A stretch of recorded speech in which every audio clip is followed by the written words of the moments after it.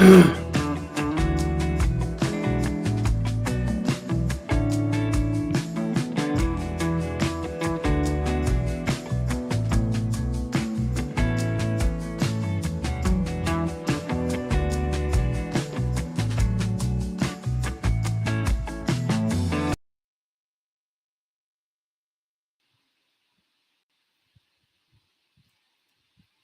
aloha, we are live.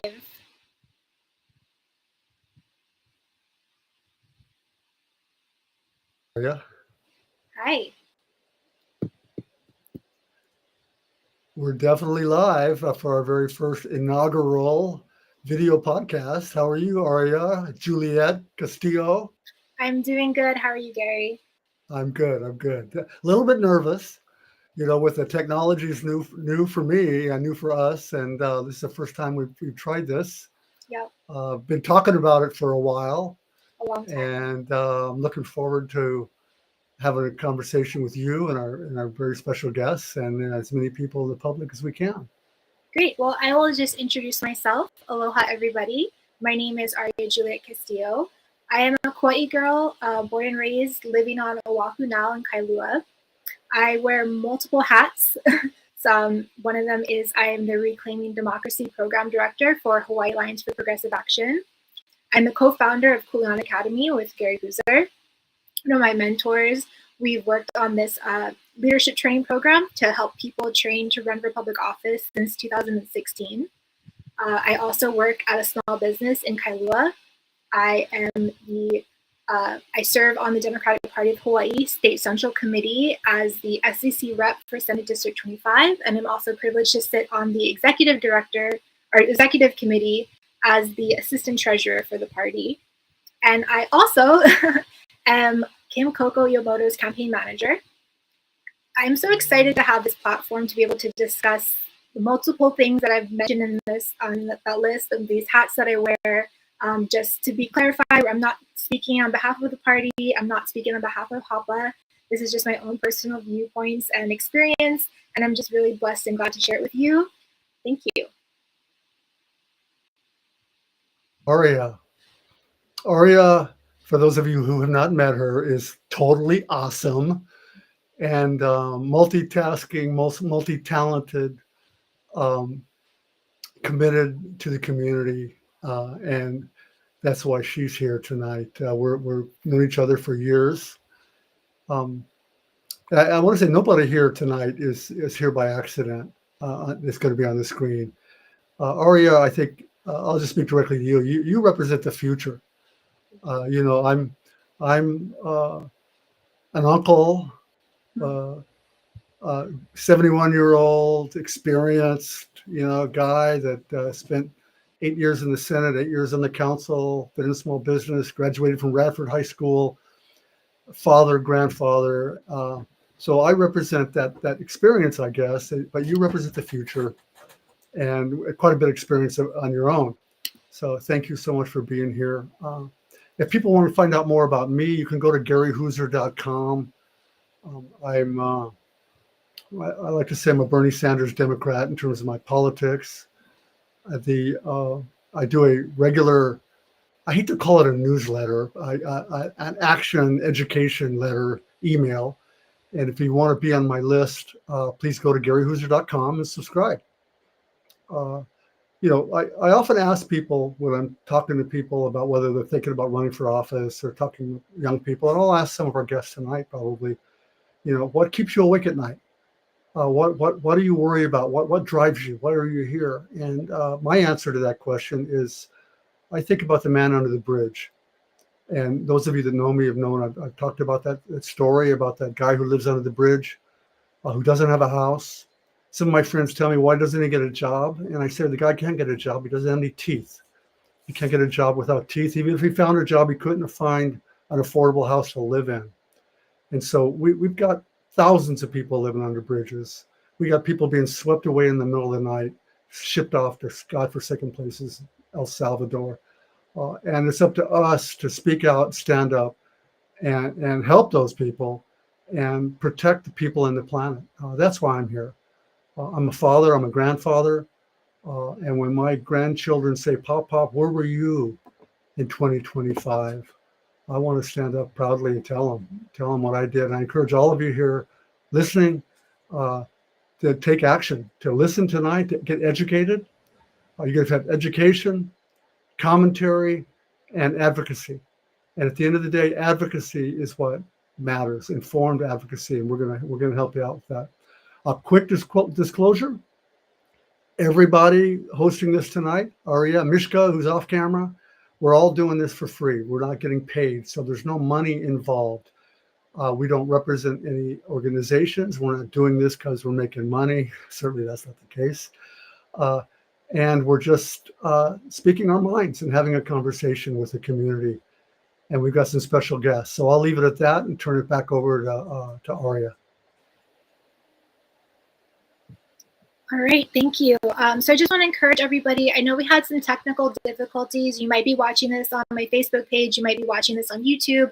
But we really want to encourage participation. So if you can log onto YouTube and leave comments, ask questions. No question is off limits. We're really fortunate to have two very special guests joining us today. And we want to make sure that they are utilizing their time to be able to talk to you as well as us. So please let us know what you want to ask and what you want to focus on. I'm going to bring our first guest on tonight is Carrie Ann Shirota. Carrie Ann is a longtime advocate for justice, civil rights, and prison reform in Hawaii. She currently serves as the policy director with ACLU of Hawaiʻi, where she works on systemic change through legislation, litigation, and education. She brings decades of experience as a former public defender, reentry specialist, and champion for alternatives to incarceration. Welcome, Carrie Ann. Thank you so much. Aloha.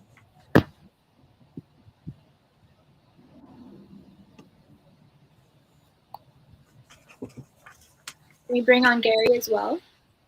Great. I just wanted to say quickly, Carrie Ann, thank you from the bottom of my heart, and pass that thanks on to everyone at ACLU. We really are thankful for what you personally bring to the table and what your organization is doing for so many people. I talked about the man under the bridge who has, and it's the ACLU who stands up for that man's rights and his family's rights. And I don't forget that, and we want to help. I encourage everyone here to go to ACLUHI.org and sign up for your news alerts. I'm on that list, and it gives me helpful information and encourages me to testify. So thank you very much, Carrie Ann, for being here. Thank you so much for giving me the opportunity to join this first podcast. I feel really honored. I also feel nervous. And I just want to thank you again for having these conversations, which will be hard conversations, but really necessary ones. I think that the community is eager to get engaged, and this is a wonderful start. Thank you. How about you start off by telling us, how has your 2025 legislative session gone? What has ACLU been working on, and how are any of your bills moving forward? Sure. So it's been another wild legislative session. Every year we say this. There are a number of priority bills that we've been following. Some have died. Some are still alive and battling for survival in conference committee. And I would like to highlight a few of them. I think we'll probably dig a little deeper. But just some quick highlights. We have a number of bills that relate to our reimagining public safety, policing, and smart justice campaigns. I'm pleased to report we currently have a pretrial fairness bill that's still alive, a bill relating to policing vehicular pursuit policies, and also a solitary confinement bill. These, unfortunately, though, have not been scheduled for hearing yet in conference. And so there's more that we need to do to get it to the finish line. Relatedly, we worked on cannabis legalization. Unfortunately, that did not pass this session, but we are advocating for an expanded medical cannabis bill, which is still alive and also needs a conference committee hearing. And in terms of a bill that I think many of you have heard about, HB 1194, that was relating to midwives. It caught a lot of attention, both locally and nationally. And there's currently litigation relating to midwifery. And it was an opportunity for our state lawmakers to come together and to remedy problems in our current existing midwifery legislation. And last, I want to highlight a bill that we're working to defeat. It's probably a bill that has gotten less airtime. It's SB 104 relating to, I'm sorry, I'm getting the numbers correct. SB 1322. I should probably put it up on a screen, but it's relating to mental health. And we believe that this bill is really dangerous, that it's stripping away the rights of individuals with disabilities, specifically people with mental health conditions. While we recognize the need for more public housing to address houselessness, there is a mental health crisis. We can provide those services and align with best practices while also recognizing the dignity of human beings struggling with mental health conditions or substance abuse addiction. And we do not need to strip away their rights to due process, to fundamental fairness, to having legal counsel. And so we probably could talk about that a little more. But that's an overview of bills that we are working on right as we speak. I have a question. I don't know if am I live? Yep. Okay. I don't believe you mentioned it, but you might have it. I apologize if I missed it. I heard you earlier talking at another time where I read something where you talked about the number of homeless that are incarcerated. That homeless people are in jail and it's costing $300 a day or something like that. And that relates to the number of people in prison or in jail who have not been convicted of a crime. Are those bills alive, or did I state that correctly? Is that? No, you did. So we have another bill that's just our general base bill, our budget bill, HB 300. Are currently in the beginning of the session, I should say just before the session began, the Department of Corrections, they were advocating for $250 million to continue planning for a new jail to replace old CCC. In the governor's budget, he proposed $30 million to build this public-private prison initiated jail to replace old CCC. Our position for ACLU and the Reimagining Public Safety Coalition that we're a part of, we're asking lawmakers to exercise fiscal prudence and to look at the numbers. While we recognize that there is overcrowding, building a new jail is not the answer to overcrowding. The solution is investing in diversion infrastructure to get people the services that they need within our community, particularly those who are houseless. We have approximately 40% of the people in our jails are houseless. And so we're locking up people because they do not have homes. We're locking up people because they're too poor to afford bail, which is another just unjust system. And if we work on those issues, we can easily decarcerate and reduce and eliminate overcrowding. And I want to point out that some people believe that all of our jails are overcrowded, and that's simply not true. Kauai Jail and Maui Jail are currently not overcrowded. Hilo and Oahu are. And so we need to look at strategies both locally and nationally in other states where they have successfully reduced the number of people who are incarcerated. And we should look at the fiscal cost because it costs over $300 a day to incarcerate one adult. When you times that by 365 days, that's over nearly $110,000 a year. I mean, can you imagine what we can do in terms of education, job training, reentry support services, treatment? It's also well known within our community that we have a lack of sufficient treatment providers for people who are struggling with addiction. I believe in Kauai, there are no residential treatment centers. And on Maui, where I'm originally from, sometimes it was at capacity and people would need to wait months on a wait list to get in. And I often say this, we have no wait list to get into our jails, which is the most costly and least effective response to our community's challenges. And yet people have wait lists to get into treatment and healthcare services.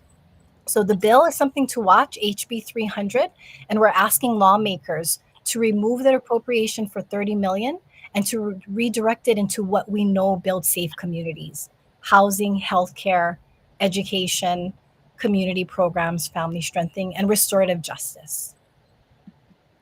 So just a quick follow-up. If somebody watching this wanted to do something, who would they contact on that particular bill? Would they contact? Yeah. Sure. So They would be contacting the conferees, but I think in terms of leadership, it would be Senate. On the Senate side, the WAM chair, Senator Donovan De La Cruz. On the House side, it would be Chair Kyle Yamashita. They essentially help to lead the budget process. The budget hearing has been scheduled and rescheduled and reconvened.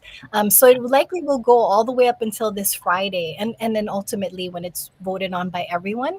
But this is an opportunity to weigh in and say, let's invest in what makes us really safe, and building a new jail is not the answer nor the solution. And I want to highlight, while 30 million may seem like a small amount, we've already spent over nearly 25 million on planning for consultants. And when you look at the total cost of this jail, it's estimated to cost over $1 billion, which it will make it the single largest state public works project in the history of Hawaii. The rail is much larger, but that's the city. But yet, do we want to have a legacy of our generation to build a new jail when we can decarcerate and not compromise community safety, in fact, enhance it for future generations? Great, thank you. Carrie Ann, can you talk a little more about how we were talking about bail reform and possibly reducing pretrial detention? What is the issue there, and how can we fix that? Sure.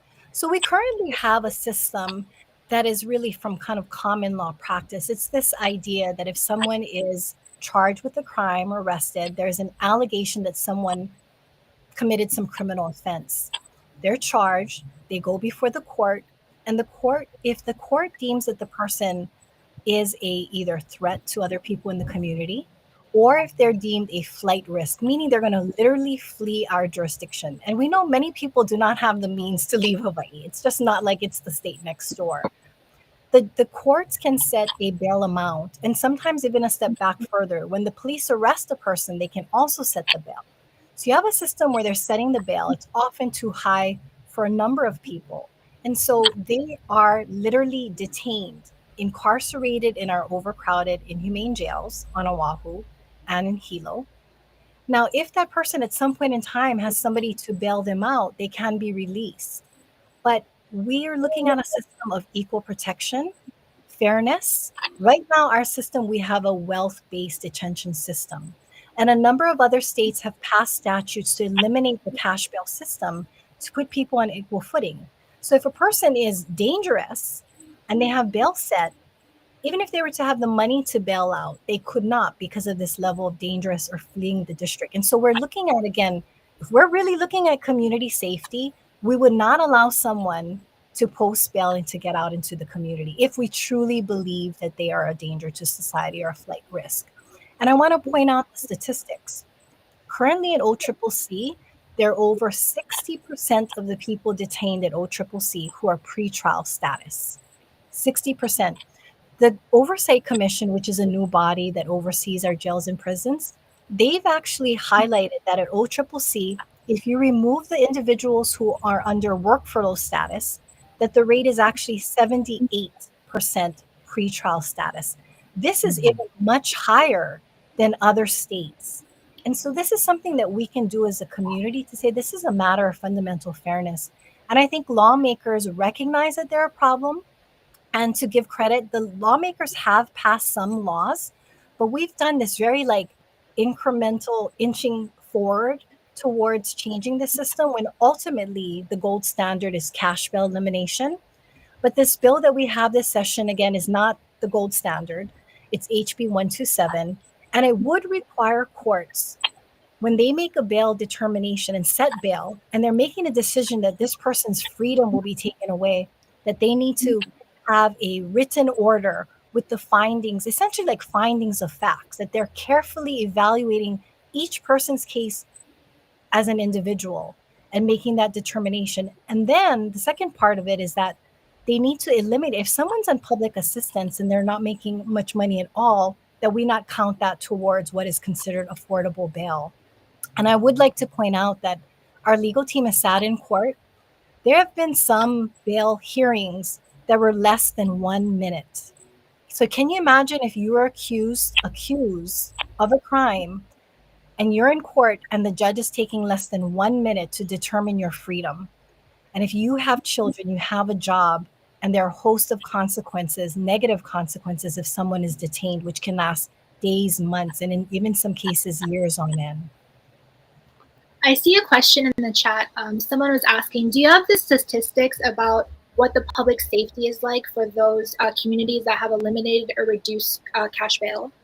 Is there any concerns there? Yes, that is a great question, because I think that there's a lot of fear mongering and misinformation, this sort of trumped up sensationalism that if we engage or enact cash bail elimination, or in other states that the crime rates have gone up.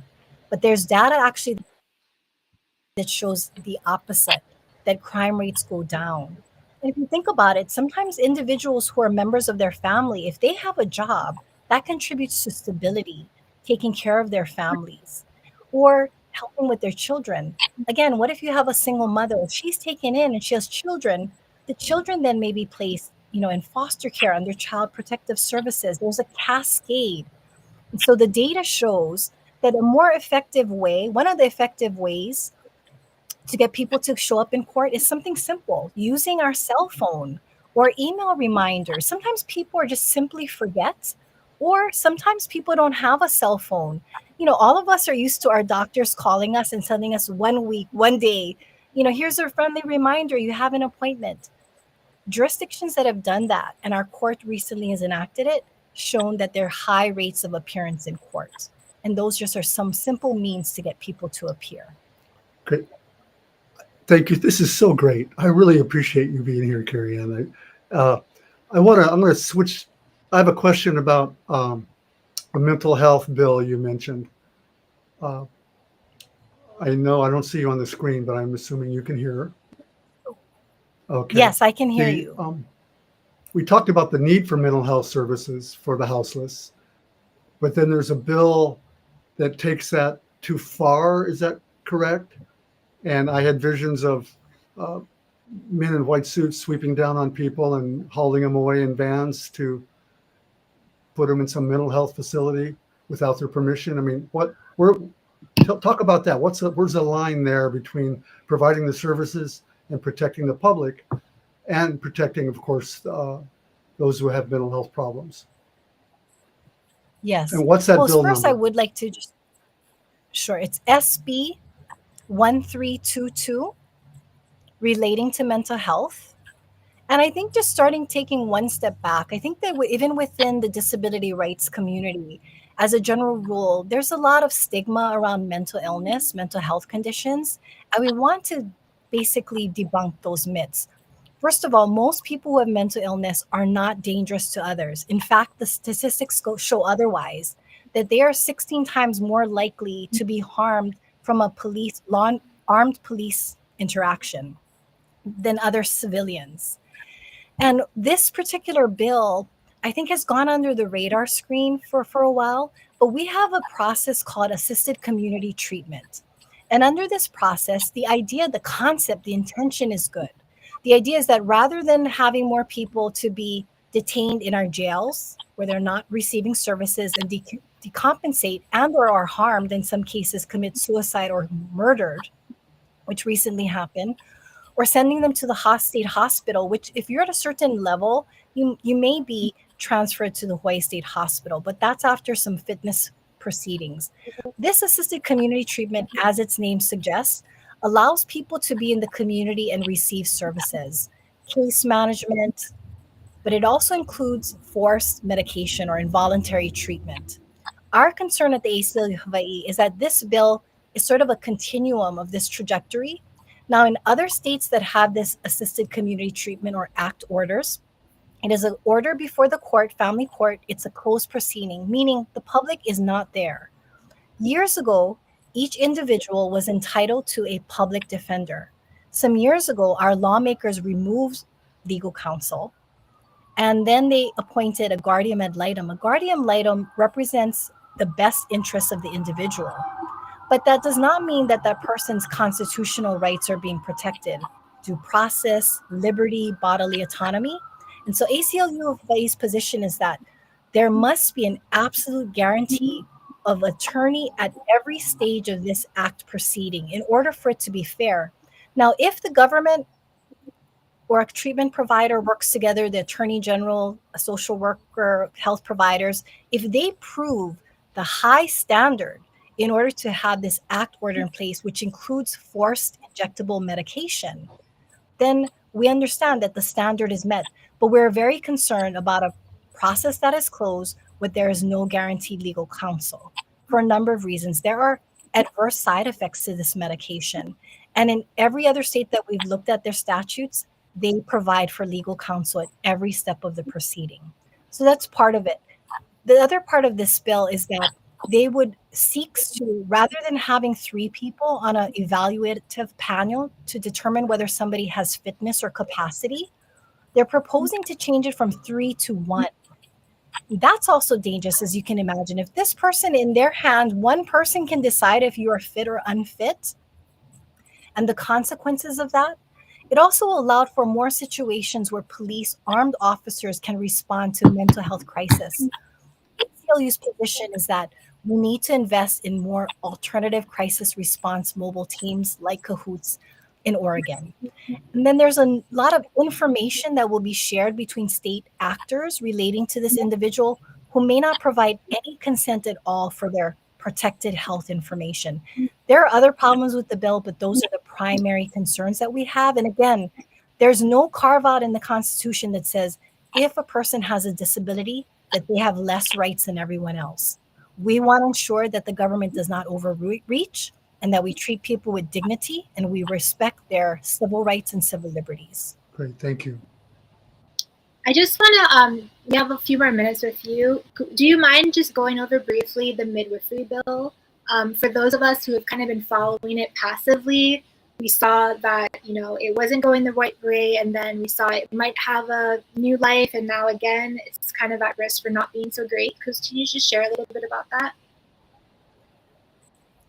Sure. That was a roller coaster of a bill for sure. And I want to acknowledge all of the community advocates who have been working on this measure to pass a midwifery law that protects reproductive rights, freedom, bodily autonomy, traditional cultural practices, as well as religious practices as well. And HB 1194 just passed in the week out of the state legislature. So it's been transmitted to the governor. And the governor has until June 30th, essentially, to sign the bill into law or to veto it, because the current midwifery law expires on June 30th. So there are some good points of the bill, and then there's still some problematic sections of it. And I want to start off with what's good about the bill. Community members were advocating for apprenticeship pathway called the PEP, Portfolio Evaluation process, which essentially allows people who are traditional midwives, people who are in the community who are learning hands-on training. The practice of midwifery, which has been since time immemorial. You go to any part of the world, different cultures, there are practices that are trusted caregivers who come to help people in their time of pregnancy, delivery, and postpartum after delivering birth and infancy. This PEP pathway, apprenticeship pathway, which is recognized in 27, I think it's 27 other states. For some reason, a number of our lawmakers wanted to preclude that or prohibit it under our midwifery statute. I'm pleased to report that the Senate put it back in. So it is in the bill, meaning people can pursue this PEP pathway so they can train in the community, whether it's here, elsewhere, even in other countries, come here. And they take a national exam from North American Registry of Midwives, the same exam that individuals who go through a college midwifery school. So both the midwifery college education and a hands-on apprenticeship training take the exact same national exam. And if successful, they now can obtain their license. Second part that I think is a highlight is that the bill explicitly recognizes and says that the practice of midwifery essentially will not interfere or acknowledge Native Hawaiian traditional customary rights, which was a point of contention and the main reason for this lawsuit, Kaho'ohanohano versus the state. And so that issue essentially recognizes that if Native Hawaiians are practicing their traditional practices, palikeiki, relating to pregnancy, hanao, infancy, that someone cannot file a complaint and say that they're practicing the unlicensed practice of midwifery. So those are the two I would like to highlight just in the interest of time. What's still missing from the bill? We allowed for this PEP apprenticeship pathway, but we did not create specific exemptions in the law to clearly define that students who are on this PEP pathway are able to practice without violating this statute, this midwifery licensure law. The traditional Native Hawaiian traditional customary practices, while it is affirming the state constitution, the language could have been more clear and protective. And so it's something that could be done in terms of just drafting. There's also a sort of a general statement that says that individuals have the right, if they're invited to a birth, to be there. Now, that's wonderful. It's something codifying what we already know. But there's a part of the bill that says, unless they're practicing the scope of midwifery.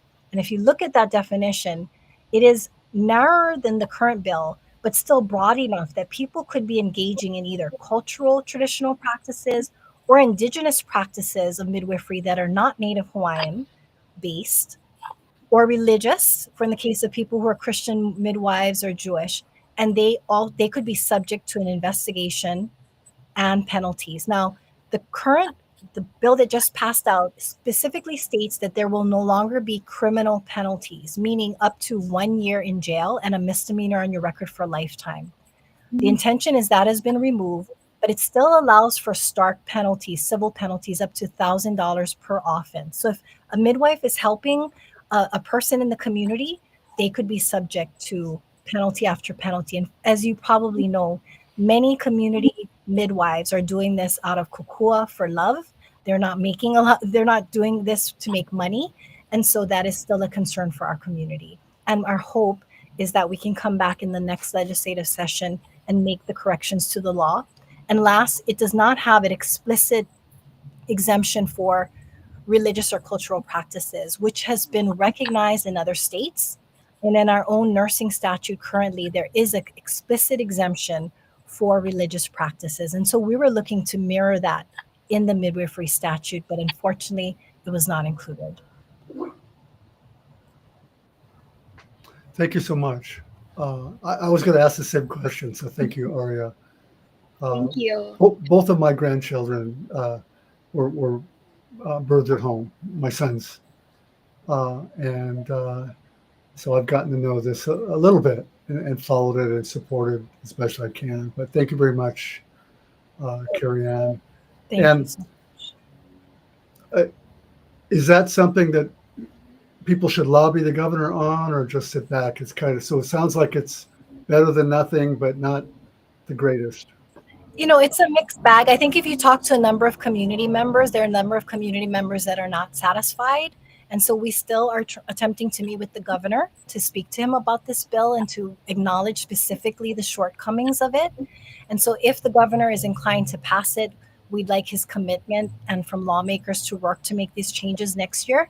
But I always encourage community advocacy for those who believe that it does not protect religious practices, other cultural practices. I absolutely advocate to reach out to the governor and let him know that they oppose this measure. Because for some people in the community, they would rather have no bill at all than this particular bill. They'd rather wait another year and go back. Got it. And I think in the future, as we learn about this podcast, videocast thing, it's just dawned on me that we will be inviting members of the administration as well as legislators on to be our guest also, because I know they have their own powers.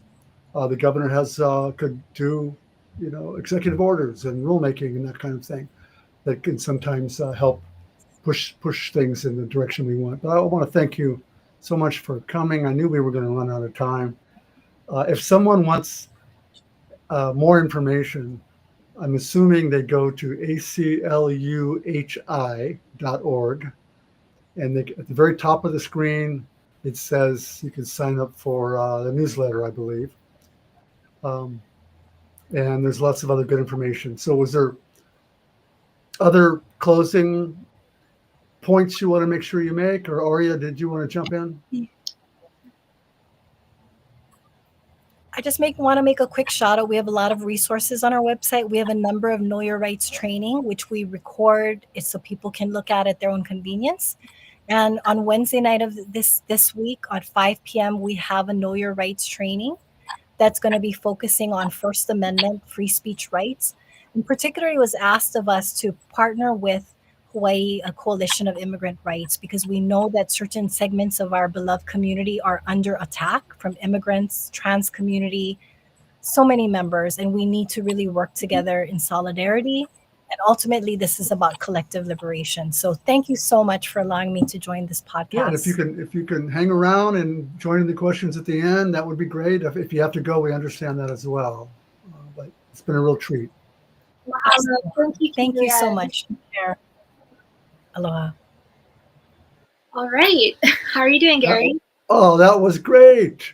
I mean, again, those that are watching, this is the first time for us to do this, and we really didn't know, how it was going to work, and we've watched others, but Carrie Ann Shirota was a great first guest, and to have somebody with the qualifications and the experience and the commitment and who knows the process is just a really treat.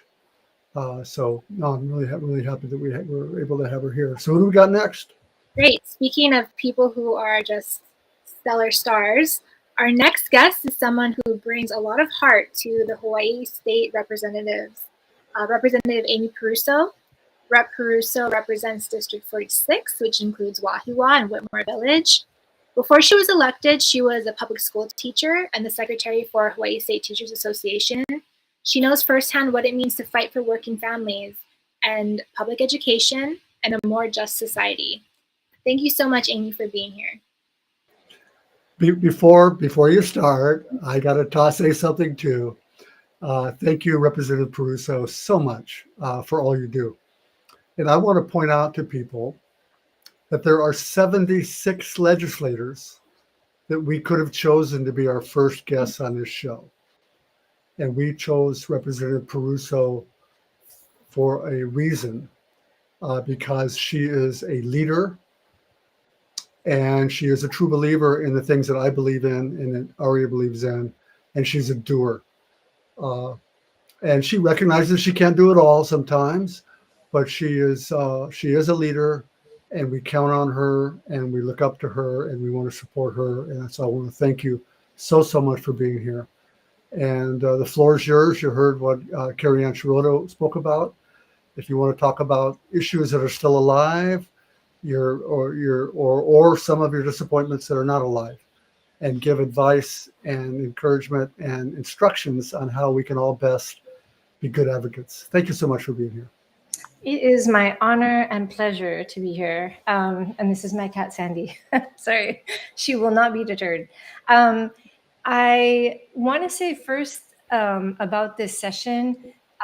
We've been working really hard, especially in the face of the federal assault on working families, to develop alternative progressive tax revenue generation measures. And basically, a shorthand for thinking about that is ways to tax the rich. And this conversation didn't start actually with this new federal administration. It started with the passage of HB 2404 last session, which disproportionately benefits the wealthy and also leads us to about a $7.1 billion deficit in terms of our revenue generation by 2031. So we are experiencing and are about to experience something of a fiscal double whammy.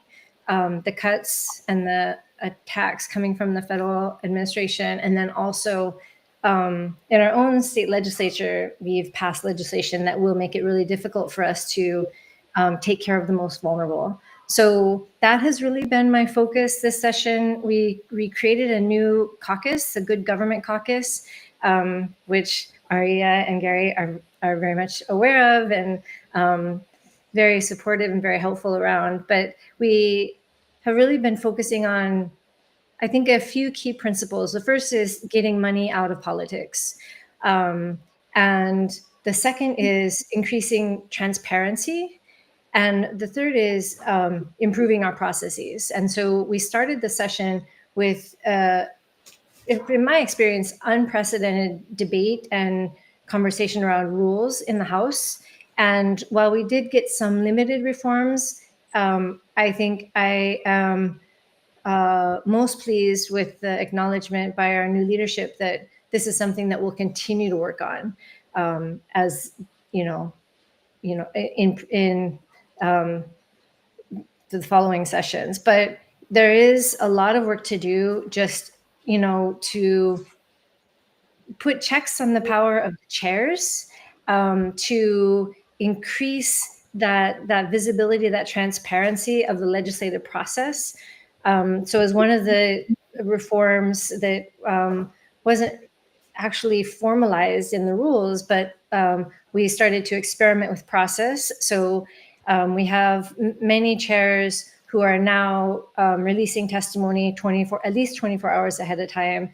And that's actually really powerful, because I have spent most of my time in the legislature not getting the testimony as a member of that committee, not getting the testimony until an hour or 2 hours before the committee hearing in the case of some committees. So we're really trying to develop better practices, and I think that's going to help us in the long run.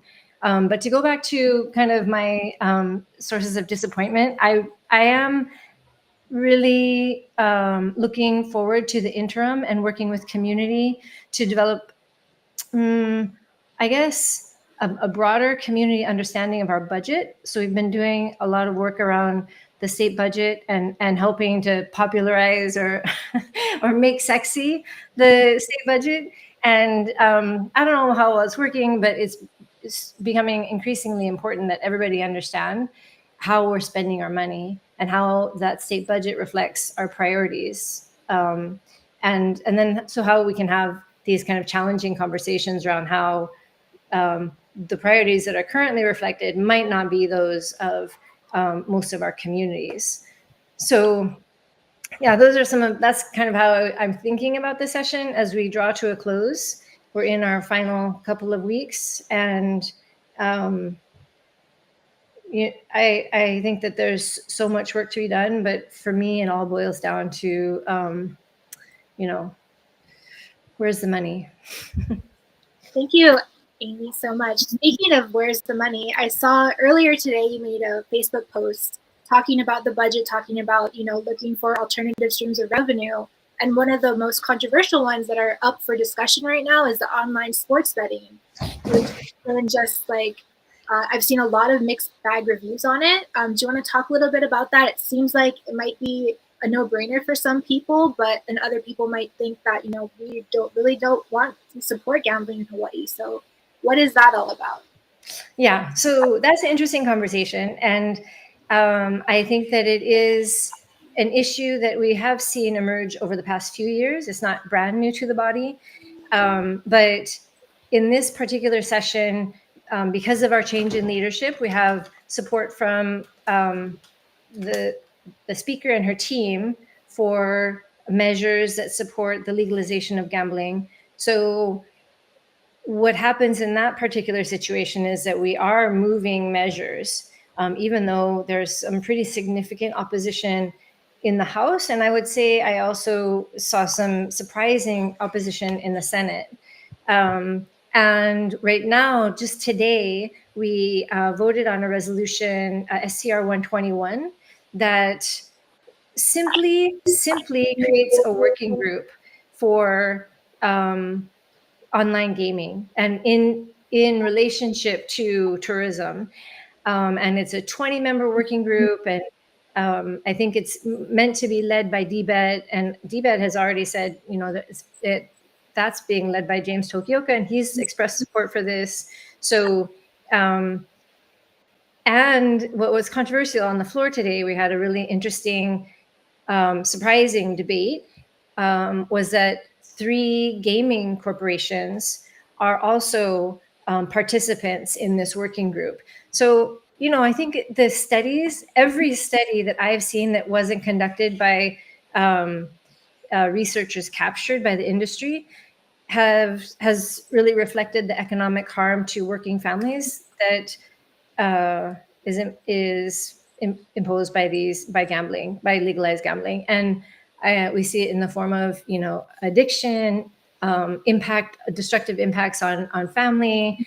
And I just think that the heated debate on the floor reflected a lot of community resistance to even having a working group to talk about it, because we understand that when the lobbyists come into town, and especially lobbyists like that who have their pockets filled with cash, they're going to stick around until that pays off for them. That investment of time pays off for them. So I frankly feel it's a really dangerous situation right now. And, the resolution passed. So, and that's not something that goes to the governor for his consideration. That means that working group will be created. And so that means also that the communities have to start connecting with their representatives if this is really going to be the way that we want to raise revenue to fill this huge gap. And actually the revenue that's meant to be generated, previous studies have said that it's modest at best. It's not like it's going to save us. And then it'll also create all these other costs, right? These social costs that we aren't even contemplating at this point. So I really think that's probably the exact wrong direction to go as far as revenue generation is concerned. But that happened today. I have a quick follow-up on that, and I want to thank you for your position on that. And I was going to say that this video podcast is not intended to be an impartial opinion. We're trying to hear all sides or some of the sides. Okay. But we definitely have our opinion, and mine is aligned with yours on this. And so I thank you. I think of all the gambling, online sports betting is probably the most addictive and the most destructive to the people who can least afford it. So thank you. And a lot of people along the same lines, revenue generation, semi-controversial topic. What happened to cannabis? Tell us why our state is one of the last ones to legalize the responsible adult use of cannabis. That's a really complicated analysis too. And I don't know that I know all of the nuances of that story or the details, but from my perspective, and it did die in the house. It died on the floor in the house. And I don't really know why, because I know that leadership supports it. This new leadership team definitely supports legalization of cannabis. And we just have some more socially conservative members who absolutely put their foot down and said, and members of our leadership, our broader leadership team, I think it was a hard conversation. And I think that our leadership team in the House decided that, they didn't want to make that the hill that they took a stand on.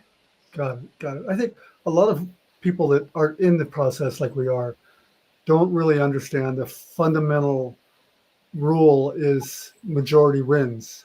Yeah. So no matter how good your idea is, no matter how righteous it is, if you don't have a majority of the votes, you can't get it. And to force a vote out like that is difficult. I understand that. There is a question in the chat that I think is really relevant, talking about taxing the rich and planning that how is Hawaii government tracking the impacts of the chainsaw massacre on our budget, and what are the plans to deal with that? Yeah, that's a great question. I've actually seen in other states, Tim Walz actually in Minnesota put up a tracker of not just the jobs that are being lost, but the hundreds of millions of dollars in that state. And we haven't done anything similar here. It's very piecemeal at this point and trying to gather those pieces of information. That's something we did. We had an event on April 9th, and we tried to gather as much information as we could from advocates, from agencies, from departments, from the university, from the Department of Education, about the potential implications of the cuts.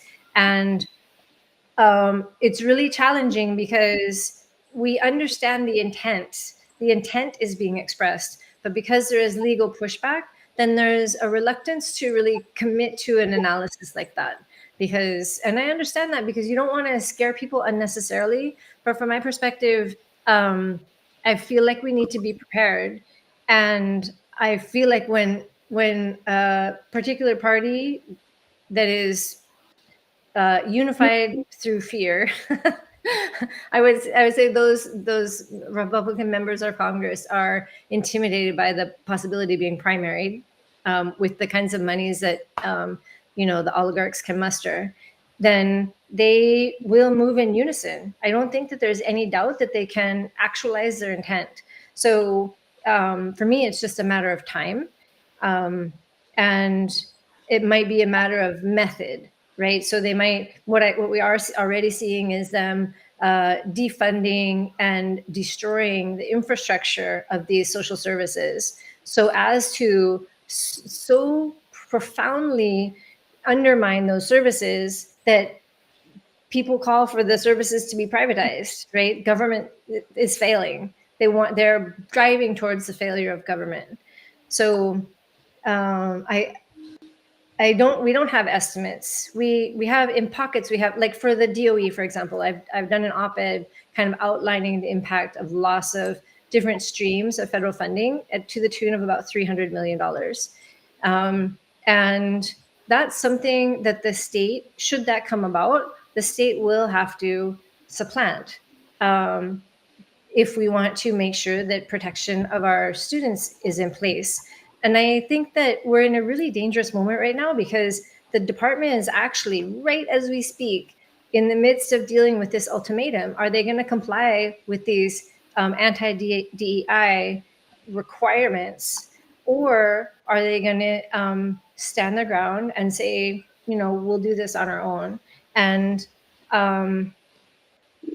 if we are willing to comply with anti-DEI language and requirements, I think it will be a huge blow to education in Hawaii, because our student population is so diverse, and our public schools are they serve our working families. We have the most segregated school system in the country because our private school system is so strong and powerful, and that's just a vestige of the colonial period, the overthrow. And all of the kids who are in our public schools, they're all working class kids, so they're not just, ethnically or racially diverse, they're economically vulnerable. And private schools don't take kids with special needs. So all of those special needs kids are in our schools, and we still have federal law we have to comply with. So all of those federal laws become mandates, unfunded mandates, should those monies be withdrawn. And I don't know exactly what it will look like, but I have read Project 2025, and I understand the intent. We are. Thank you so much for that. And what I heard was, when you said we have to supplant, what you were saying is we got to go find the money to make up for the money that's lost, so our kids don't suffer. So thank you for having that position. And just so you and the audience knows, also, on May 5th, I think, or Aria, correct me if I'm wrong, May 5th, that's 2 weeks from tonight, we're going to dedicate the program to the impacts of the Trump administration on Hawaii. And we have some special guests lined up that are going to be informed as to the various impacts, whether it's budget or immigration and other kinds of things. We're collecting those guests now, but we have had some already say yes. So that'll be the 5th. Were there other state issues that are on the edge right now that are really, really good, and we need to push them over the top? And so you need the public to go to war, or go to the telephone to either stop something or pass something? in this session, I would say most of the transformative work, the really big bills, have already fallen by the wayside. That's my understanding of session. So for example, actually there is an area where the public could be really useful. We still have 3 bills that are technically still alive around preventing displacement, around affordable housing, right? So the first one is HB 1325, and that's meant to give renters a right to return when when there's a redevelopment, if it's a state or county funded redevelopment of their housing. So that's really important. That hasn't gotten Senate conferees.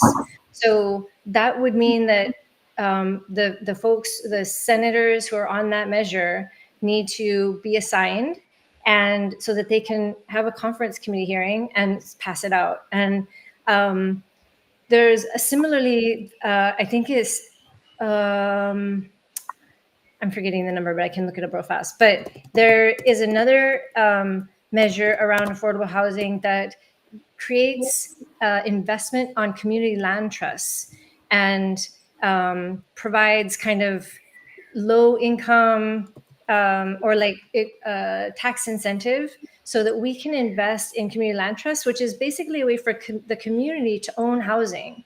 And then that never, it's never part of the speculative market. And it's one of the few ways that we can really create permanent affordable housing for our working families.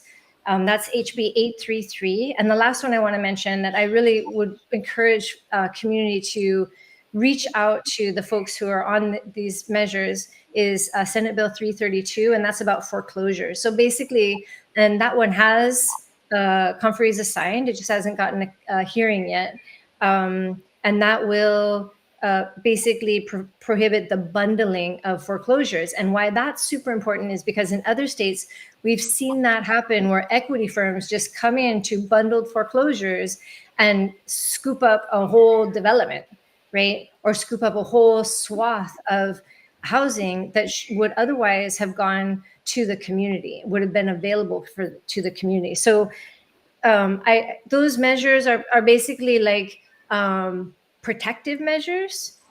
But I feel like the community land trust conversation, this is something that Peter Savio has been arguing for a long time. And I don't agree with him on everything, but on that, I read his book. I encourage everyone to read his book. And he makes some very strong assertions in that book that I fully support. So that we have a lot of work to do around affordable housing. I got it. I agree. Peter Savio is, I don't agree with him all, but he and I are aligned a lot in this affordable housing stuff. What advocacy group, like ACLU is doing ACLU's work, but who's doing this affordable housing? Is it the Appleseed or? Appleseed has been helping it, and it's mostly been honestly people organizing, like Hi-Fi has been helping, people organizing tenants. The tenants union is growing stronger, and it's actually the tenants of housing themselves who are themselves affected who are organizing they've come into the building and they've been helping. Got it. Amy, so for the bills that you mentioned, one, they don't have conferees assigned yet. Another one is waiting for a hearing. What can the public do, if anything, to help support those to move them forward? Yeah, so on the bills, on all of them, you could reach out to the leadership of the Senate. I think the Senate is where we don't have the conferees assigned.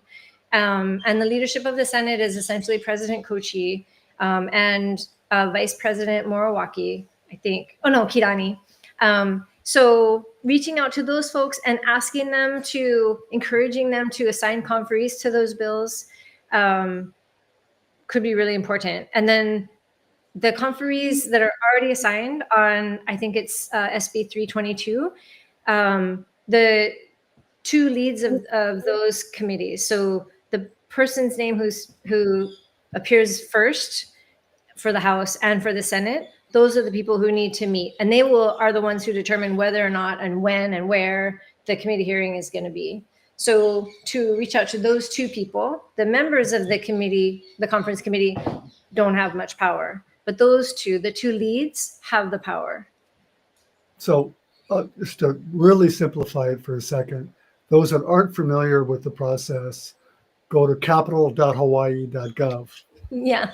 Capital.hawaii.gov, and you type in those bill numbers, and you'll have the history of the bill, and you'll be able to see where it's at. Yeah. And that's really helpful. You can read the bill, and it's not that complicated, but it's a fundamental tool. Capital.hawaii.gov. And in addition to talking to or sending emails or calling leadership in the Senate, call your own senator, the one that represents you in your district, and say, I'm looking at this bill and it's stuck, and I'm hoping you're going to support it and help me get it unstuck, because that person is the one you need to have a relationship with directly. If you tell them you live in the district. Last question. I just want to pivot back a little bit to the rules discussion. You mentioned that you saw some great improvements this past session about the testimony being released 24 hours early. That is great. What other rules can we or hope for the House to change that maybe would make the process a little bit more palatable for the general public? So something that I think the general public might not be tracking really closely, but there was a story on it recently, is this conversation around fiscal transparency. And I am hoping that we can institute fiscal notes, essentially assigning a cost to each one of the measures that is introduced, that would change every time it's amended, right? And that's been resisted for a long time, but we are the only state, and that also includes Washington, D.C. We are the only jurisdiction that doesn't use fiscal notes. So our process is essentially that the chairs of our money committees ask DOTAX what DOTAX thinks, and then DOTAX sends those two chairs the information about the cost estimations. But the public and the rest of the bodies, that we're left in the dark until that information maybe goes into a committee report. So I think for the sake of like a stronger democracy, a more engaged public, we need to have that conversation about money. And we need to be able to, so that we can weigh our options, and also so that we can cry foul. I think that having Seth Colby over at DOTAX provide all those estimations, I don't feel comfortable with that. I want us to have an office of fiscal analysts who are neutral, who are not partisan, not bipartisan, but not partisan, and can actually give us estimations. When the Department of Education gave me an estimation of $10 million, no, what was it? I think it was $100 million to upgrade and renovate the school production kitchens across the state when we were first advocating for farm to school. They just made that number up. And when I pushed back on them, they said, oh, that's if you renovate every single inch and you replace every single thing in that. And I was like, that is not the definition of upgrading. Like you can, so that you kind of see where I'm heading, that departments, when they don't want to do things, will give us egregious estimations of how much it will cost that have no alignment with reality. But and then we can't really ask someone in DOTAX to make that estimation because they have no sense of what the department does or the nature of the facilities, and they don't have their hands in those particular buckets. They don't know what they're doing in that sense. They can only do these broad estimations, like implications of tax policies and so on. So we really need to have an office of fiscal analysts helping us do our work. The fact that we don't is shocking, and shocks my colleagues across the country who are also state legislators. They just are, oh my God. So that's my biggest hope. And then also if we could, it's really hard in the House to ask the House itself to limit its own power, to ask the chairs who currently have a lot of power to have less power. That's not normally the way power works. And I think that, I mean, in my lifetime, it's only been Gorbachev and maybe a couple others who have like willingly given up power. So it's a really interesting conversation, and it's difficult. And that it seems like it will be harder actually to do that than to do the fiscal notes. So, but I remain hopeful. So to give up power, again, I'm guilty of being highly critical of some of the decisions of leadership in the House and the Senate, but most of the House. I'm there because I'm disappointed in a lot of things I've seen. But I do always try to step back and realize, wait, this is a majority speaking. Those actions are a result of the majority in the House either pushing or being quiet. And so being quiet is a decision as well as speaking up is a decision. And so it's not fair, if you want to say fair, sometimes to blame individuals even though they are in a position of leadership, because I understand. When I was majority leader, I used to joke about being majority follower because you do what the majority directs you to do. But anyway, we're getting a little bit off topic. But I think these kinds of, but not really actually. Yeah. I think the nature of this discussion is not just what the textbook says, but it's a reality. What really happens? An insider's look, if you would. And I've been there. Aria's seen it up close and personal, and certainly you served there. And so I think we need to share those inside perspectives with the public so they can be more informed and aware of how things really work. Was there? I didn't mean to ramble on this, Representative. Did you have? I know when these things close, you think, "Oh, I wish I would have said this," or "I wish I would have asked that," or. No, I think this. I am most hopeful about the community conversations that are starting to emerge. So our second one, I mentioned the series around the people's budget that we've been doing in 2024, right after HB 2404 passed. And those have kind of morphed into now, I think, what will become listening sessions. So I noticed in the chat, someone said the most important thing right now is what's happening as a result of this federal attack, or actually our crisis. I think it's a constitutional crisis, but it's also an attack on working families by those who hold power at the federal level. So these community listen sessions, the next one is going to be May 12th at Middlelani High School in H Building. And we really want to get a sense of the community's highest priorities, and also, some ideas, because honestly, I get some of my best ideas from my community. So that's really what we're trying to do. And we're going to be doing that as the beginning of a series that will not only go like around Oahu in different areas, different regions, but also on the neighbor islands, we're hoping over the interim as we push for a special session, because we really feel that we need a special session to address the shortfall. Thank you so much for joining us, Amy. If you could stick around for a little bit for questions at the end, we would appreciate it. Sure. And I want to give you a special thank you also for showing up at the Capitol and speaking out during the protests or gatherings or whatever you want to call people concerned about the Trump administration and Musk and all that's going on. Not a whole lot of legislators showed up. And, I know you did, as well as Representative Bellotti, Representative Iwamoto, I think Senator Carl Rhodes, I think, showed up. And on Maui, I'm going to give a special shout out to Representative Therese Amato, who showed up there and gave a knock your socks off speech. They had the people cheering. I don't believe anyone showed up on Kauai, and there are reasons. People are working and they have families. I get that. But I believe that it's important for people like you, the governor, our mayors, our legislators, to be leaders during this special time that the rest of us are worried. Yeah. We're scared. We're looking for people to stand up and help us. And so thank you for showing up, and thank you for all the work you do. My pleasure.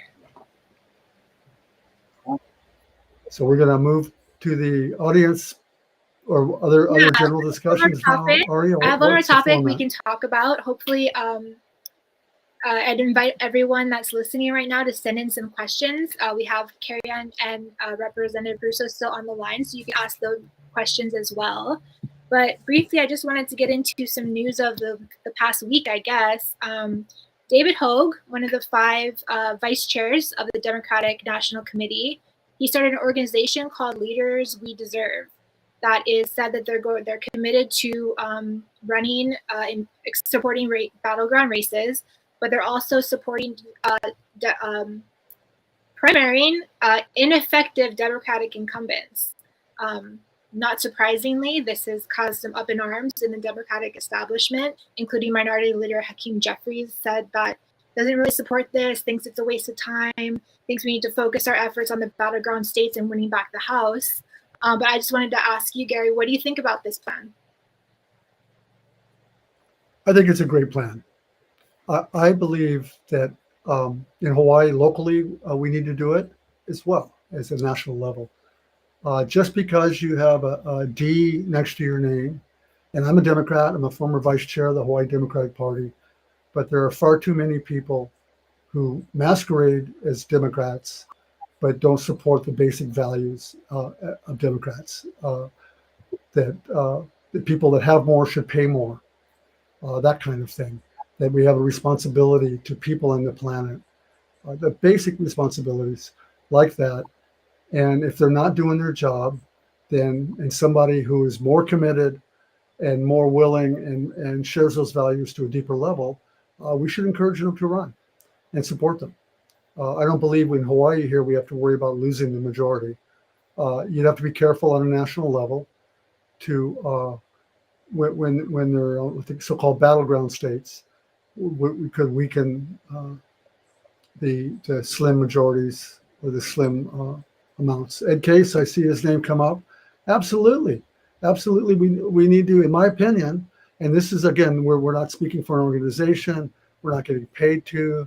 So, and this is, but in my opinion, we need to find and support a high quality candidate to run against Congressman Case, who believes in our values and who's willing to stand up and be counted against what's happening now in Washington, D.C. and around the world. People are dying, without exaggeration, due to the cuts and actions of the present administration.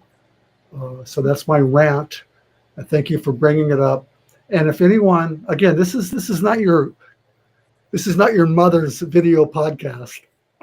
This is we're going to talk and try to tell it like we see it. And Aria and I may not always agree on these things. I think that the Democratic Party needs to embrace primaries.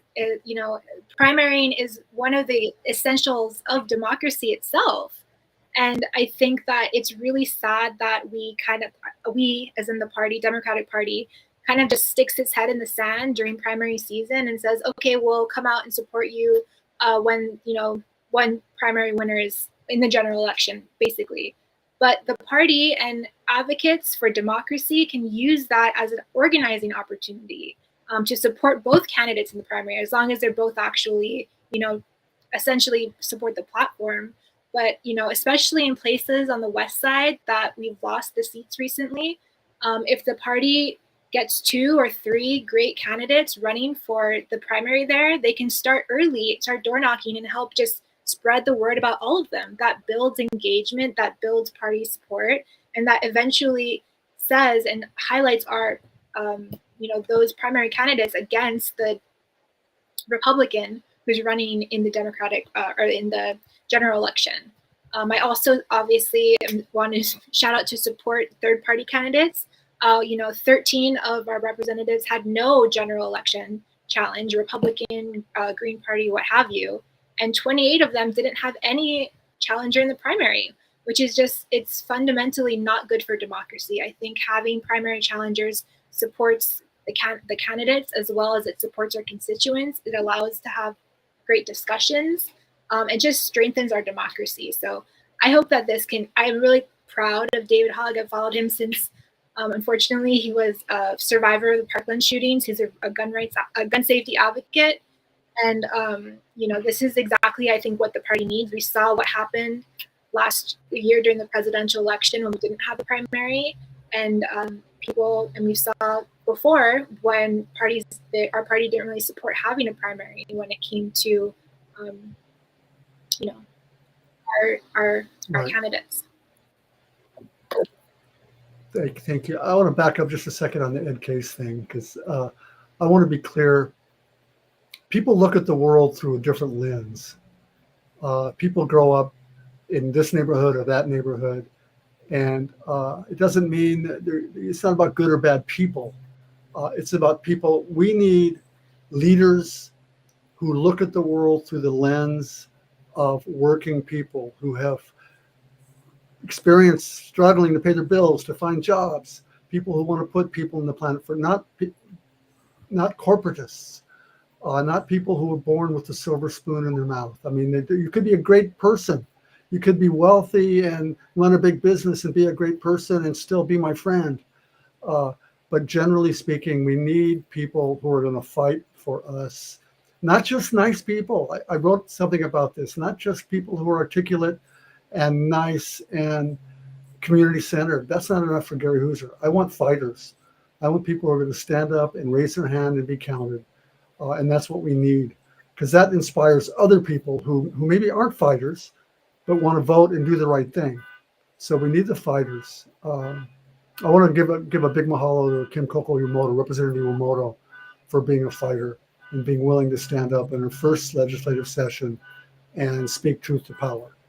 It's not for everybody, but I'm thankful that she's there and others. And again, Representative Amato on Maui did a great job on the 19th. And if anyone is interested in running for office or getting more or learning more and want to talk story with me, I'll just speak for myself. You're welcome to give me a call. My email is at garyhooser.com, or I'm easy to find. Just Google me. And be happy to talk. Okay, I have a question for our guests. Someone in the chat asked, if our state loses federal funding for education in other state offices, oh, sorry, I just lost it. If we lose state funding for other state offices,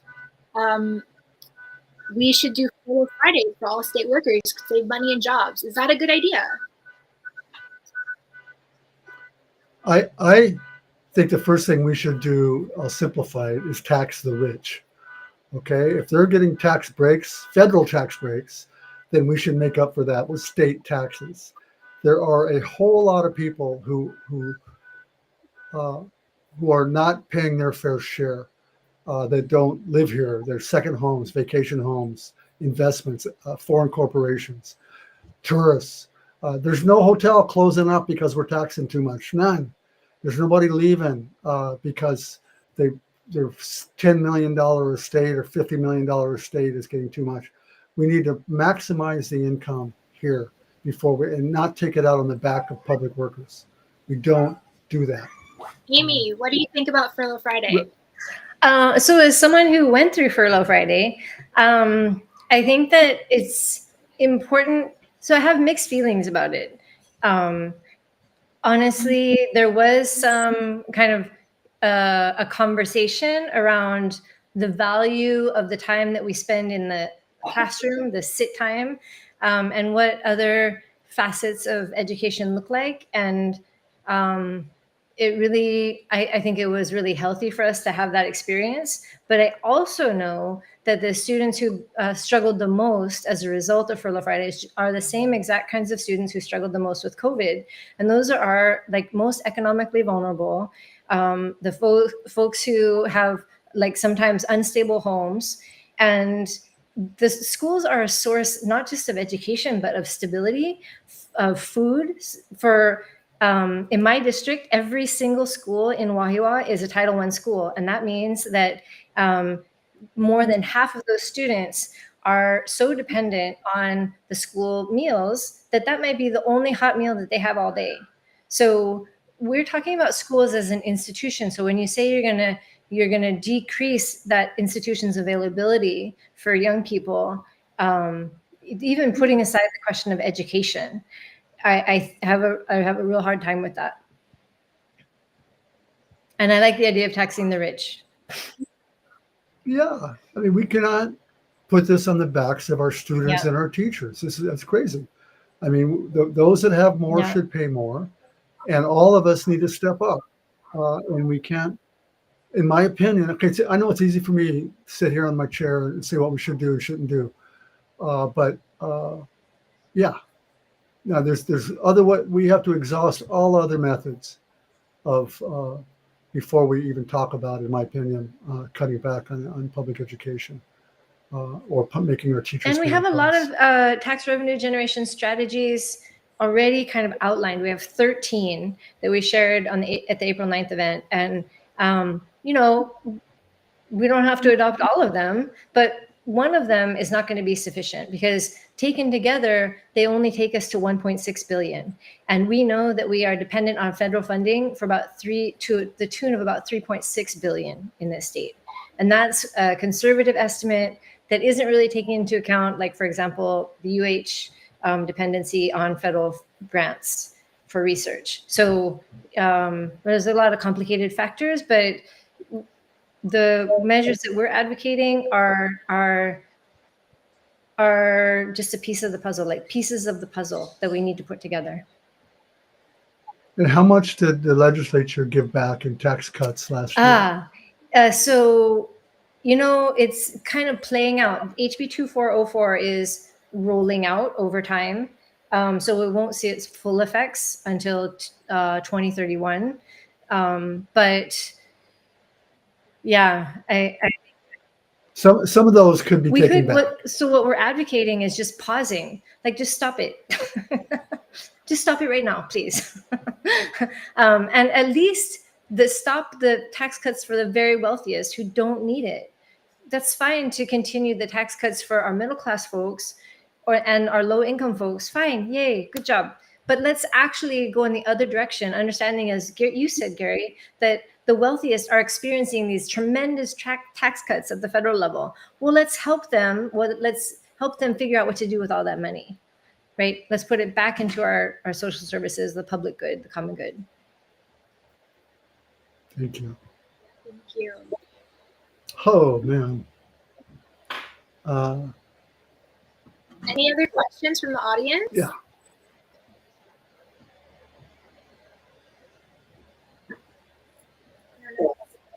And right now, again, we're doing this every 2 weeks.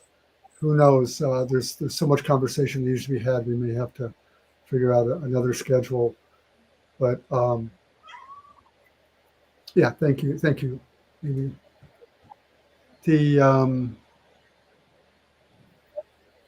There is some other stuff coming up. You know, I get a lot of questions from people. Oh, let's talk about the pay raises. There's a question in the sorry. Yeah. No, go ahead. I was going to ask that, but I didn't. I really want to talk about that because I think it's disastrous. What's the budget impact on that once it hits? You know, I don't know the budget impact. It's actually not huge because it affects such a small number of people. It's like 300 people. But it is the judiciary, and it is the legislature, and it is the executive. And the thing about it is, like, if you're going to try to restore confidence in government, having these exorbitant pay raises is not the way to do it, especially when people are losing their jobs and we're going to be losing social services and things. People are going to be struggling even more. And then for legislators to get a tax raise, you know, the four of us, Ikaika Hasi, Tina Grandinetti, Della Abaladi, and myself, wrote a letter to the Salary Commission and asked them to just peg it to AMI. Which they did, which was helpful. It made it like a little bit like there's some reason is area median income. And, okay. You know, so at least there's like a rationale or a grounding there, but that is the only way that increase makes sense is if we go full time and if we are doing way more work. So the fact that we have set up 3 additional potential special sessions, it makes me hopeful. I'm hoping that we're working this whole interim because everybody's going to be suffering. So we should be doing what we can to figure out how to alleviate that suffering. But yeah, the tax raises are a huge political problem. It's going to make people even more cynical and feel even more alienated. No, I agree. And if the legislature was working through the year round, even without a constitutional amendment, actively having hearings and doing stuff, it would make the pay raises a lot easier to stomach. There was a question I wanted to ask too. I see in the chat about the nuclear. Who's pushing this nuclear stuff? And did that resolution pass? And why, in God's name, did it pass? If it did. So I don't think it's a secret that Senator Wakai introduced a measure to study. I think it was just to create a study around nuclear power in Hawaii. And I think that that has continued to move because Senator Wakai controls a very powerful committee in the Senate. And we know in the House that to negotiate, you have to work with people. And I have had a real problem with that particular measure because you might remember, I grew up in Southern California. San Onofre was something like we learned about in school, and we were like heavily socialized, about the dangers of nuclear power. And over my dead body, am I going to vote for any kind of, interest in or exploration of, or, whatever to nuclear power? And honestly, it comes back again to, I've done a lot of work in energy spaces. So going to energy academies and, national conversations, and the nuclear folks have a lot of money, as do the gambling folks. So you see the gambling folks at like NCSL, and you see the nuclear folks at these energy spaces. And I am just grateful for our Constitution, which means we cannot have nuclear power here unless we have, I want to say, 2/3 of both bodies vote to amend the Constitution to say that we can have nuclear. And I don't think I hope that's not going to happen, because did the resolution pass? The resolution passed, and there was a lot of opposition on the floor. Every time it came to the floor, there was opposition, but not enough to kill it. Okay. I don't know how we're doing on time, Aria, Juliet. Do we need to wrap it up? It's almost an hour 30. Okay, well, do we give our special guest any last minute things to say before we close it up? Carrie Ann? Amy? I've talked about. Well, I just want to again thank both of you for just your courage, always speaking out, bringing this podcast together, and giving us a venue to share some of these public policy issues that are impacting all of us. I think you'd asked the question maybe off camera, what gives us hope? And I think what gives me hope in this moment is a number of things. I think that there are so many people who are really getting more engaged, curious, asking questions, coming out to the legislature, whether it's about midwifery, people are asking questions about what's happening at the federal level. And I know that even those who are in government, there are people who are inside who are trying to fight, for the rule of law, for democracy. And I feel that this is sort of like the match, that flame, that light is just going to go bigger and stronger. And for me, it really is about not just only us, but about the future generations. So I think about my son who's hearing conversations when I'm talking about work on webcasts like this, and just really curious. And so I think that as long as we stay grounded in our values, we recognize all the struggles that our ancestors have gone through. They're still with us. They will carry us forward. And we're doing this for all the right reasons. But I feel like there is a wave, and people are resisting, and they're coming together collectively, and that just gives me so much hope. Thank you so much. Thank you so much, Amy. Thank you. I echo those sentiments. And then I will also say, not to be a contrarian, but I think that Donald Trump has given us a gift, just by the sheer audacity of his approach, because it is so clear and is so crude and so unsophisticated. And if it were like even a little bit more tricky, it would be harder to resist and harder to build resistance around what's happening. But I feel like this, for the first time in my lifetime, all of the fissures are becoming so clear. And I think in Hawaii in particular, it's an amazing time to organize around deoccupation, demilitarization, conversations that I would have thought were really, really possible. But people are talking about, like, doesn't independence from the United States seem like a great idea now? Like, wouldn't it be wonderful if we weren't yoked to those people? So, yeah, this is going to be a very, I think, fertile kind of ground for us to organize community in. Thank you so much. We hope we will have those kinds of conversations in the future as well, because they're overdue. Thank you so much.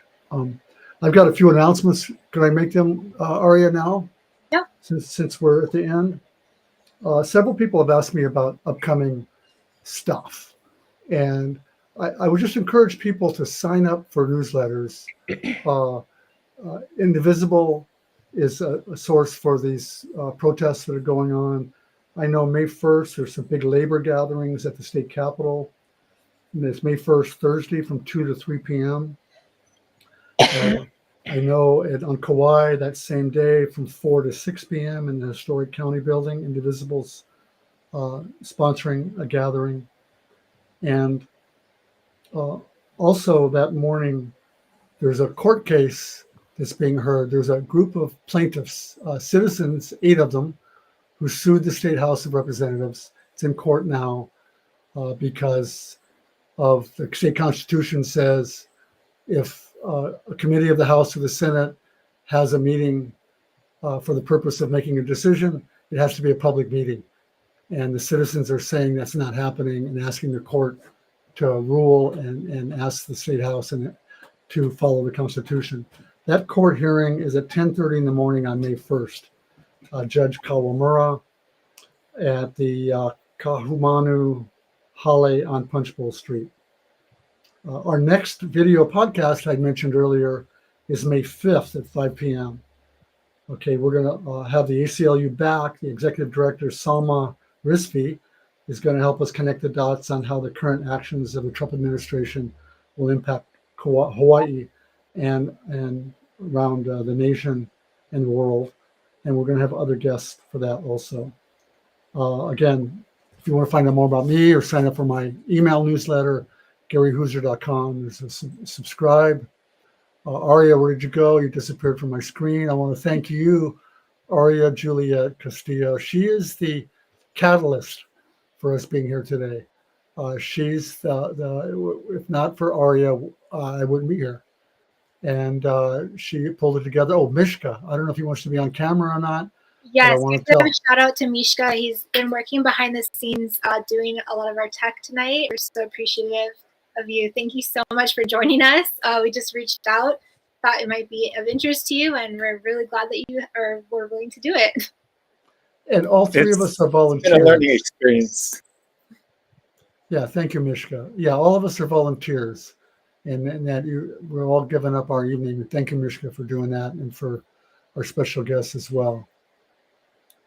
I just want to say thank you, everyone, for being here. Thank you, Gary. You know, we've had such great conversations over the years on the phone, and I've always talked about, you know, shouldn't we wish we had a platform that we could share people with and learn with together. So thank you for finally taking the leap. We are going to republish this on Facebook. Hopefully in a couple weeks, our Facebook meta issues will be sorted out and we can go live on Facebook. But for now, we'll repost it. It's on YouTube. And please send in suggestions for topics that you want us to cover, guests that you want us to invite in, questions that you want to ask. We're really excited along with you guys to invite people in. And yes, like and share the page. Yeah, thank you very much. And I want to include more education in the future, the basic stuff about, I'll leave with this, you know, the most important legislator is the one that you vote for, the one that's in your district. And so you need to identify it. It just never ceases to amaze me that I'll ask people, who's your state senator? And half the people will say Brian Schatz, the federal senator. So please make the effort, go to capitalhawaii.gov and search there to find out who represents you in the state house and the state senate and your council members.